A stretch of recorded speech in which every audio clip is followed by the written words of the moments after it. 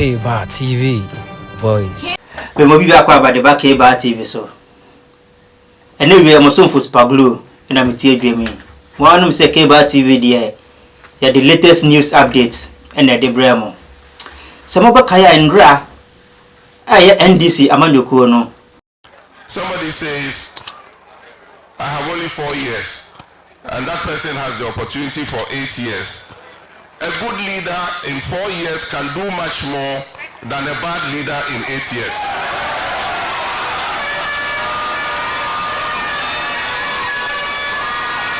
Recently, there was an issue about a document called AGYAPADIE. They said it's fabricated. But we launched our campaign on the 27th of July. That was last Saturday. And we immediately decided that we will fan out in different directions. As you know, Nana Jane is in Central Region and has started her campaign there. And I decided to come home to Upper East to come and start my campaign here. And I chose Boko.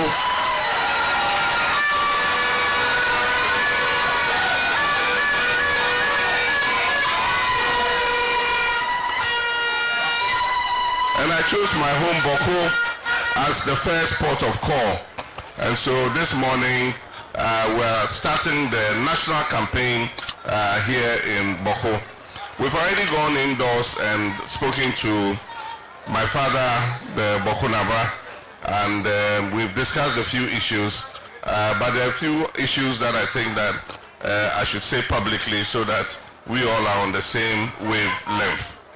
On 7th December, we have the opportunity to go and vote in both the presidential and parliamentary elections. That is the beauty of democracy. It gives us every 4 years the opportunity to make a change. And I do think that on 7th December, Ghanaians are going to vote for change. They're going to vote for change for several reasons. The first being that we need to send a signal both to the country and to the international community that we are not satisfied and happy with what is going on in Ghana. A vote for NPP again will be a vote for a third term for Nana Akufo-Addo. And it will send a signal to the rest of the world that we are happy, we are satisfied with what has gone on over the last 8 years. I've met several investors and all of them are saying they are waiting to see the results of the election before they come and invest their money here in Ghana. And so we should not make a mistake with this particular election. It is an election like no other. The stakes are the highest. It will determine the future of our country. The second is we need to hold this government accountable for the hardship, the crisis that they've subjected Ghana to, for the state capture that they have implemented in Ghana over the last 8 years. Buying every state property, buying all the government lands, amassing wealth to themselves. Recently there was an issue about a document called AGYAPADIE. They said it's fabricated. But even if it's fabricated, the implementation is not fabricated. Because everything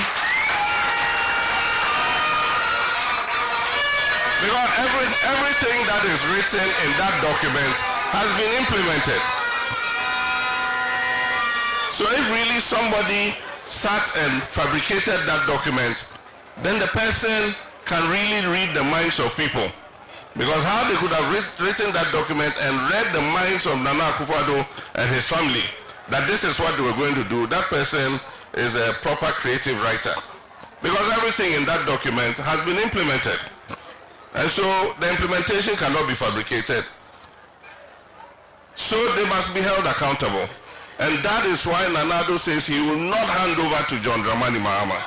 Because he knows that when I come, I'll hold he and his family and his government accountable for what they have done.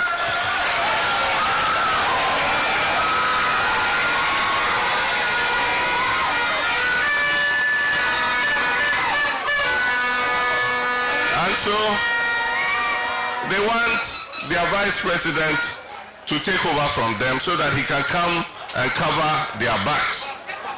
It is not going to happen. NDC is going to win the election And those who have made the people of Ghana suffer by misappropriating the wealth of the people, by abusing their office, will be held accountable for what they have done. But I'm always quick to add that when we come into government and we appoint people into office under our government, the same measure that we met out to the outgone MPP administration is the same measure we shall deal with our own people in our government if they do the same thing that the MPP has done. And so I want all of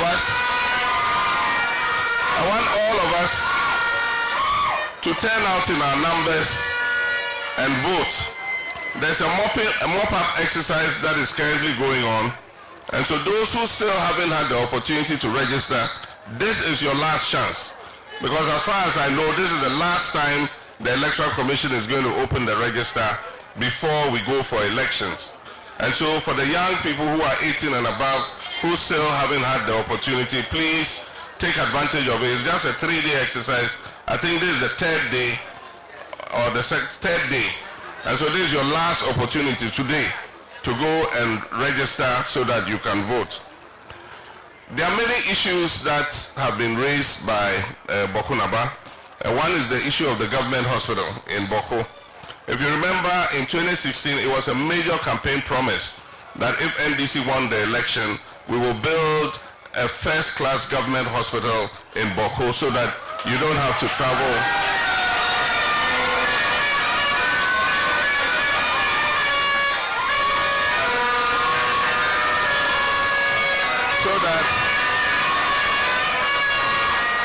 So that you don't have to travel to Bolga and to Tamale to seek medical care. There is a hospital we're building in Garu, which unfortunately has been abandoned. I can assure the people of Garu that when we come, we'll continue and finish that hospital too, so that they can have access to modern healthcare facilities. There are many projects that we were working on that unfortunately have stalled.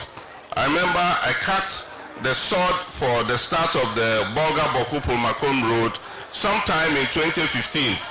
We expected that that road would have been completed today. As of now, the contractor has left site and the road has been abandoned. I can assure you, and I assured my father Boko Naba, that when we come, we'll tackle that road and finish it. We also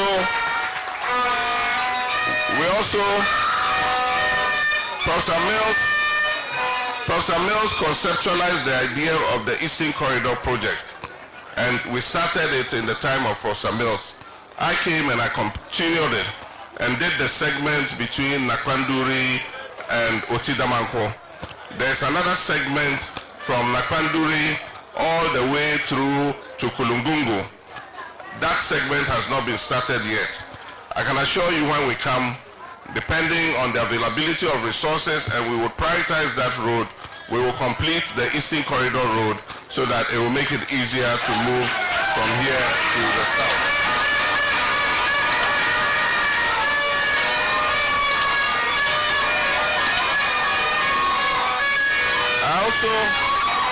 I also cut sod to start the Tamni irrigation project, and we didn't complete before we left. We finished phase 1. This government continued it very slowly, but still it has not been done. This project will bring about 3,000 hectares of land under irrigation so that our young people can do dry season gardening. They can do all year round gardening so that they don't have to go down south to look for menial jobs. And so when we come, we'll finish the Tamni irrigation project because we know it's going to benefit at least 4 districts in this area. All the young people will have the opportunity, who are interested in farming, will have the opportunity to be able to farm all the year round. And so Tamni is one thing that will finish. In addition to that, Boko Naba raised with me several other issues, including a tertiary educational institution in Boko area, because we don't have a tertiary educational, there's no university in this area. So the young people, when they finish school, have to travel to other places to go to university. And he's recommended that we use the Savannah Research Institute's project office here as the basis for that. We'll look at the feasibility and see how we can get that going.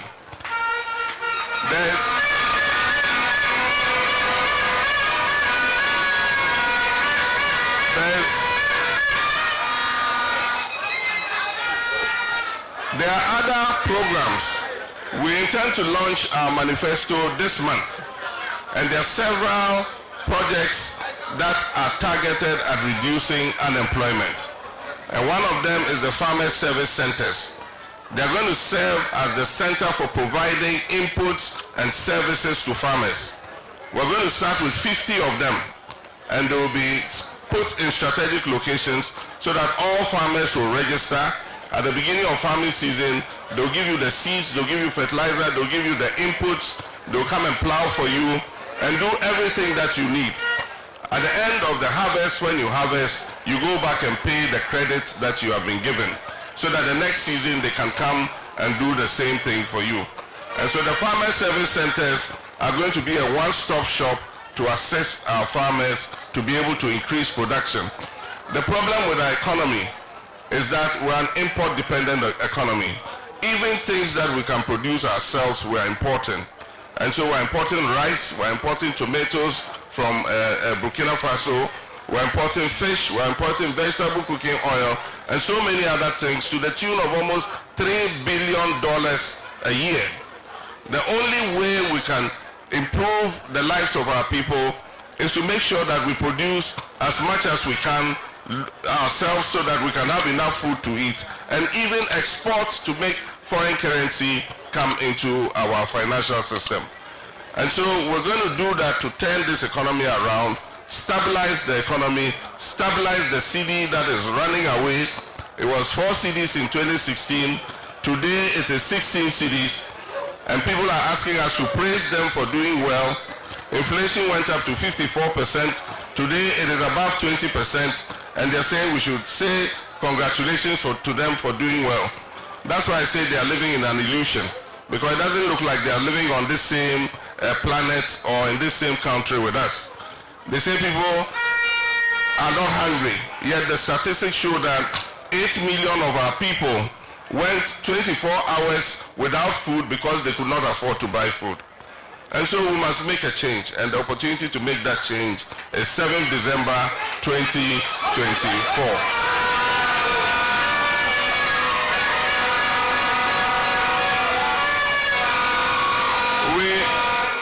We have good news for our women. Women are the majority population in this country. They are more than the men. And women are active in agriculture, they are active in trading, commerce. If you go to the markets, it's mostly our mothers and our sisters who are doing business there. Unfortunately, they don't have access to the kind of credit or capital so that they can grow their businesses.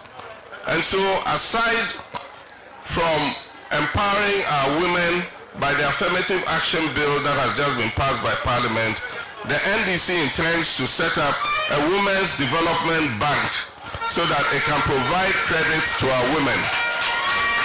The bank will have its branches in the markets and all other places where women do business, so that the little capital that they need, the 1,000 Ghana, 2,000 Ghana, 500 Ghana, to be able to invest in their businesses, the bank will be able to advance it to them at very low interest rates, so that they don't have to go to loan sharks and go and take credit and have the loan sharks chasing them every day for money. So that's the good news for our women. The 24-hour economy is a policy that we're going to introduce so that we can create more employment for our young people. Because existing businesses, if they have the opportunity, they can operate for more than just 8 hours. So they can operate for 16 hours, they can operate for 24 hours. And we're going to give them incentives to be able to do so. Because if they're able to do so, they'll be able to double the employment that they currently have at this moment, so that more of our young people who are finishing school can get work to do. unemployment rate has increased. When I was leaving office, unemployment rate was just about 8%. Today, unemployment rate is 14.7%. It means that more of our young people are unemployed. And the recent statistics said that almost 2 million of our young people are not in education, they are not in employment, they are not in training. They're just sitting idle at home. Because if a young person is not in school, then it means they've been employed. If they are not been employed, then it means they are doing some training to gain a skill to go into the world of work. And so we're going to introduce the National Apprenticeship Program, where we will pay master craftsmen, welders, auto mechanics, carpenters, masons, hairdressers, beauticians, dressmakers. We will pay them to take our young people and teach them a skill so that they also can go into the world of work and earn something for themselves.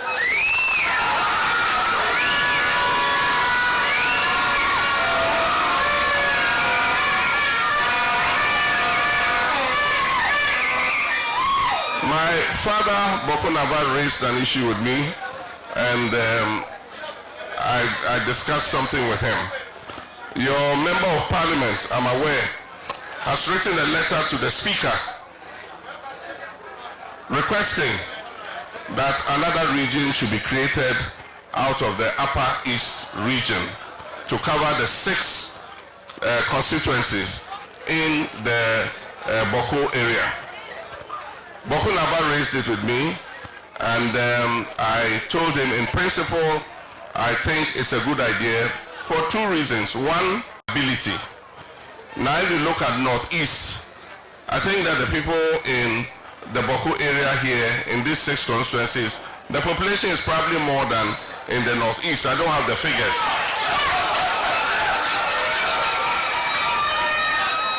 And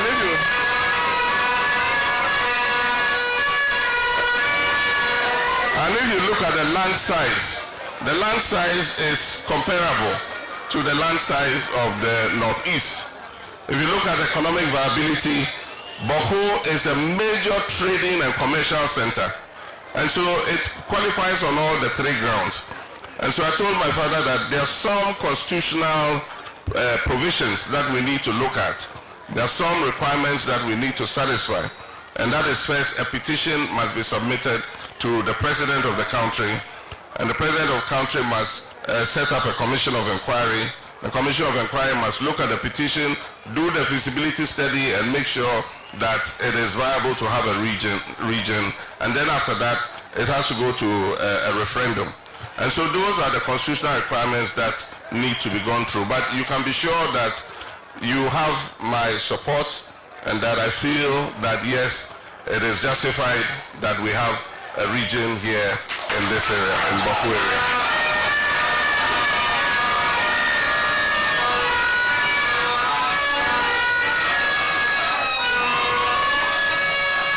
And so, finally, I'll urge all of us to make sure that on 7th December we turn out in our numbers, and that we turn out to vote so that we can end the suffering and hardship that we've been subjected to.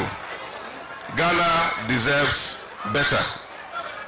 And I believe that NDC would come and continue the good work that we started, that we did not have the opportunity to finish, so that we will come and continue to build up the prosperity and progress of the people of Ghana. Somebody says, I have only 4 years, and that person has the opportunity for 8 years.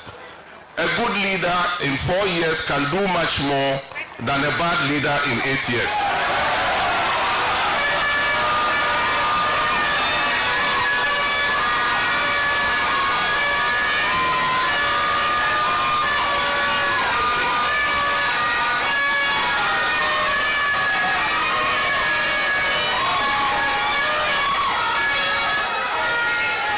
And I believe that in the 4 years that I was president, you all saw the progress that was going on in this country.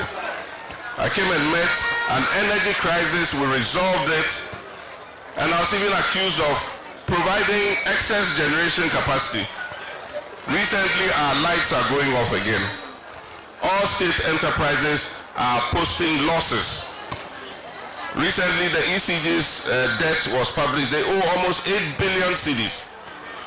We're going to come and reverse all that and make sure that we put Ghana on the path of progress and prosperity again. I thank you very much. God richly bless all.